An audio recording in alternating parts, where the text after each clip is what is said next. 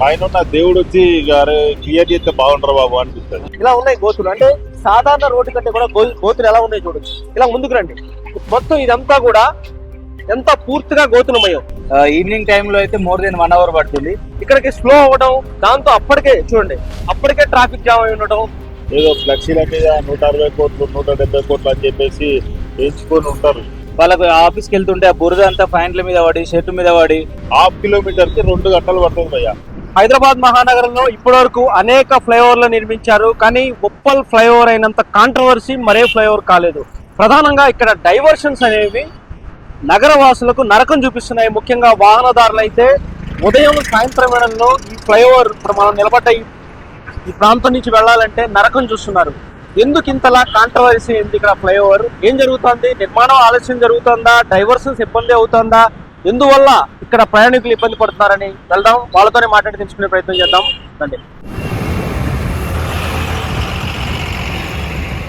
Uppal flyover కారణంగా traffic సమస్య ప్రధానంగా ఇబ్బంది పెడుతున్న స్పాట్ ఇది. ఉప్పల్లోని హోటల్ మెహఫిల్ దగ్గర ఒకసారి ఇక్కడ యూటర్న్ చూడొచ్చు. ఇక్కడ యూటర్న్ నుంచి అలా ముందుకు వచ్చి వెళ్తున్న వాహనాలన్నీ కూడా యూటర్న్ చేసుకున్న తర్వాత అలా మీకు లెఫ్ట్ టర్నింగ్ అవుతుంది కదా, ఇక్కడ విపరీతమైన ట్రాఫిక్ జామ్ అవుతుంది అనేది ప్రధానంగా వాహనదారుల నుంచి వస్తున్న ఆగ్రహం. ఇక్కడ ట్రాఫిక్ కారణంగా చాలా ఇబ్బంది అవుతుందని చెప్పి కూడా వాహనదారులు చెప్తున్నారు. మనం ఇక్కడ ఉన్న వాళ్ళతో మాట్లాడదాం. మీ పేరండి, ఎలా ఉంటుంది ఇక్కడ పరిస్థితి ట్రాఫిక్ సమయం? ట్రాఫిక్ అయితే ఇక్కడ చాలా దూరంగా ఉంటుంది భయ్యా. ఈ మార్నింగ్ పూట స్కూల్ పిల్లల్ని దింపడానికి వెళ్ళాలంటే మినిమం 1 hour పడుతుంది. ఇక్కడైతే చాలా ట్రాఫిక్ సమస్య ఉన్నది. పోలీసు వాళ్ళు కూడా అక్కడిక్కడ చూస్తారు, కానీ కరెక్ట్ పాయింట్ దగ్గర అయితే పోలీసు వాళ్ళు ఉండట్లేదు. ట్రాఫిక్ అయితే సమస్య క్లియర్ చేయట్లేదు.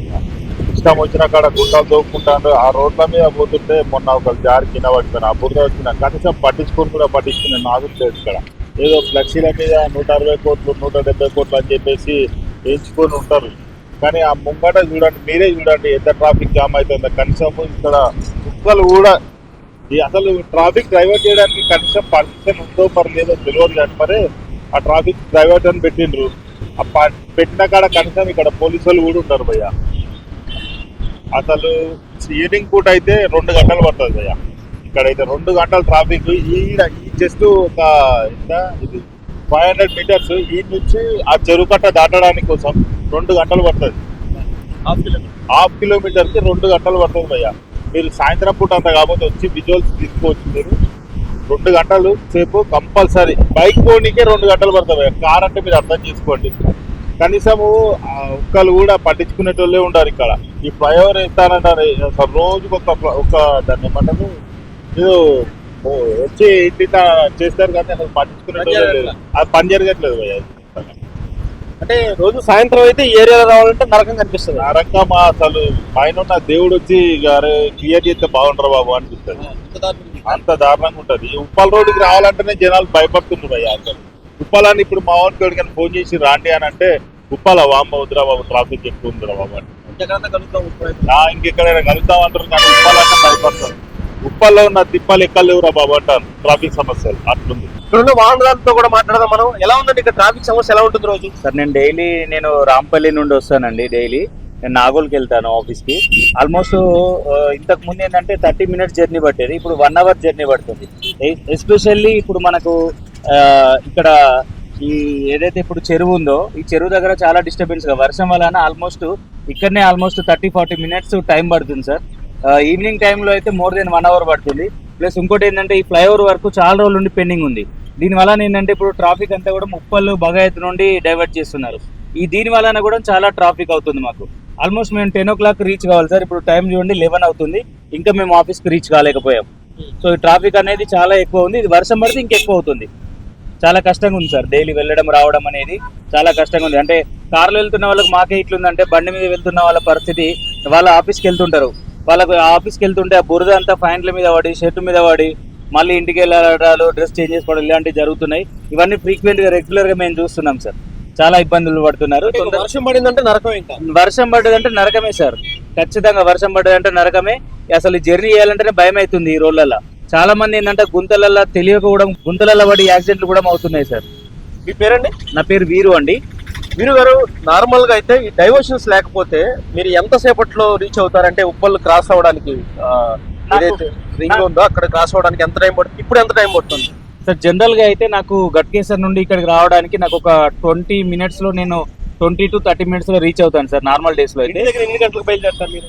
నేను 9:30 అట్లా స్టార్ట్ అవుతాను సార్. నేను 10 వరకు నేను రీచ్ అయిపోతాను ఆఫీస్ కి ఓకే, రెగ్యులర్ గా అయితే రెగ్యులర్ గా అయితే. బట్ ఇప్పుడు ఈ ఫ్లైఓవర్ వర్క్ వలన ఒకటి, ఈ వర్షం వలన ఒకటి, ఇక్కడ గుంతలు కావడం వలన ఆల్మోస్ట్ మనకు ఈ ఉప్పల్ బస్ డిపో నుండి ఇక్కడ వరకు రావడానికి ఆల్మోస్ట్ 30 to 40 minutes టైం పడుతుంది సార్.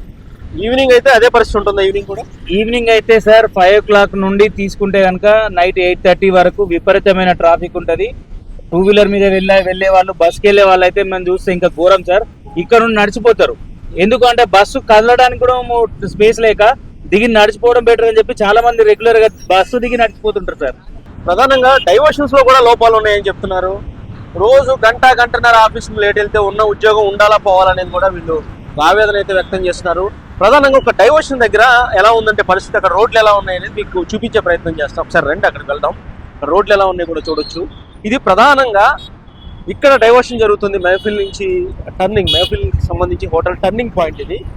అంటే వరంగల్ నుంచి వచ్చే వాహనాలు ఇలా టర్న్ తీసుకుని బగాయత్ మీదుగా ఈ లోపల సిటీ దాటి మెయిన్ లైన్కి వెళ్తాయి. ఇక్కడ చూస్తే టర్నింగ్ దగ్గర ఎక్కడైతే ట్రాఫిక్ జామ్ అవుతుందో ఆ పాయింట్లో ఒకసారి మనం చూస్తే, ఒకసారి కింద రోడ్డు చూడండి, నేను చూపిస్తా చూడండి. ఈ రోడ్డు చూడండి, ఇక్కడ కింద ఇక్కడ రోడ్డు చూడండి ఒకసారి. ఈ గోతులు చూడొచ్చు, ఇవన్నీ ఇది మెయిన్. ఇక్కడ కింద గోతు చూడొచ్చు ఒకసారి. ఇలా ఉన్నాయి గోతులు. అంటే సాధారణ రోడ్డు కంటే కూడా గోతులు ఎలా ఉన్నాయి చూడొచ్చు. ఇలా ముందుకు రండి. మొత్తం ఇదంతా కూడా ఎంత పూర్తిగా గోతులమయం. ఇక్కడ కనిపించేదంతా కూడా పూర్తిగా గోతులమయం కనిపిస్తుంది. అంటే ఎక్కడైతే ట్రాఫిక్ ఆగుతుందో, ఎక్కడైతే జామ్ ఎక్కువగా ఉంటుందో ఆ ప్రాంతాలంతా కూడా ఇక్కడ కూడా చూడొచ్చు. ఇక్కడ ఎంత పూర్తిగా గోతులు కనిపిస్తున్నాయో చూడొచ్చు. కింద ప్రాంతాలంతా కూడా మెయిన్ డైవర్షన్ ఉండే చోట అంతా కూడా పూర్తిగా గోతులమయమైపోయిన పరిస్థితి. రహదారి ఇంత గోతుల మధ్య ఎలా వెళ్ళాలి వాహనాల మీద? అసలే ఇక్కడ రష్ ఎక్కువ ఉంటుంది ఈ కార్నర్ పాయింట్లో, డైవర్షన్ ఉన్న పాయింట్లో. అక్కడ చూస్తే గోతుల తిప్పలు భరించలేకపోతున్నామని చెప్తున్నారు. ఇక్కడ ఈ విధంగా గోతులు ఉండడంతో ప్రధానంగా ప్రతి వాహనం కూడా ఇక్కడికి స్లో అవ్వడం, దాంతో అప్పటికే ట్రాఫిక్ జామ్ అయి ఉండడం, ఇంకా చాలా సమయం పడుతుందని చెప్పి కూడా ఒక ఆవేదన అయితే వ్యక్తం అవుతుంది.